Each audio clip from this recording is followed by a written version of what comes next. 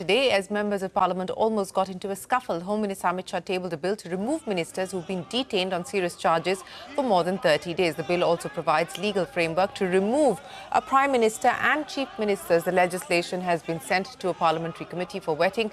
Abhimanyu standing by with the details. A controversial bill, Abhimanyu, now going to a select committee.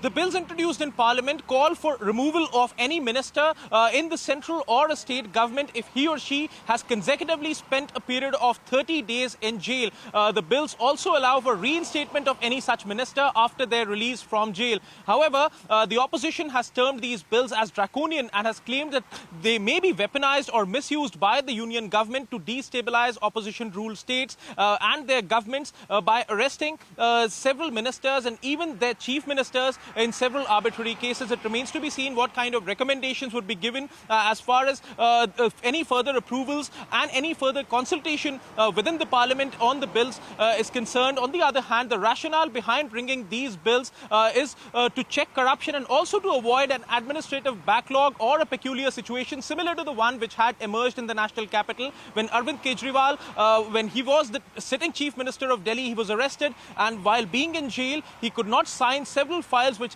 led to an administrative backlog, and there was no law which was in place to force the resignation of a minister who's in the custody of a central agency or the police. It remains to be seen what kind of further deliberations and consultation would take place on the bills which already have been introduced in Parliament. Abhimanyu, many thanks for joining us. A controversial bill being introduced there in Parliament. With that, it is time for us to wrap up this edition of Business 360. The news will continue right here on CNBC-TV18. Stay tuned. We're back in a moment.